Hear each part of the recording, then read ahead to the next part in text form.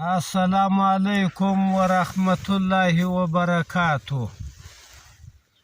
هیله کوم د دغه باچا مسلمان باچا عادل باچا چې دغه ملایان صاحبان اوس دغه ملایي نه کوي، ټوله دایرې دغسې بې جوماته پاته دي. دغه ملایانو ته هلته روپۍ ماسره کېږي، په حکومت کې دا روپۍ دي ځینې منسوخه کړي،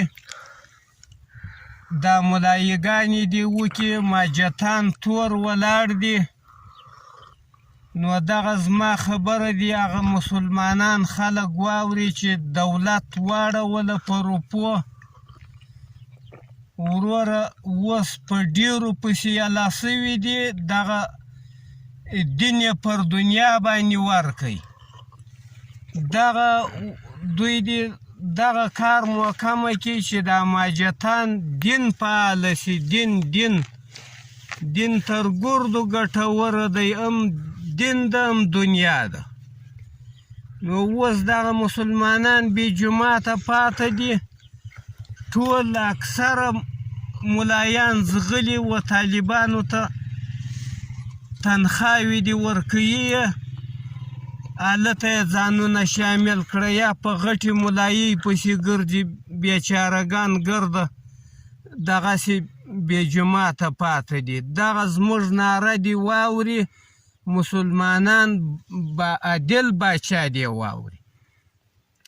دغه طالبان دې ټوله د دغه روپو څخه موک نه ورکوي چې هلته ولاړي.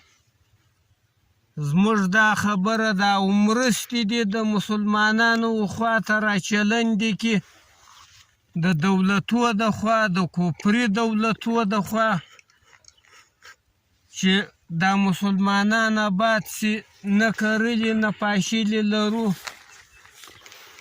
بعضې آباد دي، بعضې ډنګر دي، او طالب هم په دغه مرسته کې ځان ځایوي د مسکینانو، او موړي هم ځایوي. دغه مشکل دې هم دوی خپله دفع کړي. نو زموږ دغه هیله ده چې د دغه مسلمانانو دپاره د خیر خبرې وکړو، د دوی په ګټه کې د آخرت هم تمامې سي، د ظاهرت هم تمامې سي. دغه زما خبره ده، بالا نسته. هیله ده چې د دغه مسلمانانو دپاره د خیر خبرې وکړو، د دوی په ګټه کې د آخرت هم تمامې سي، د ظاهرت هم تمامې سي. دغه زما خبره ده، بالا نسته.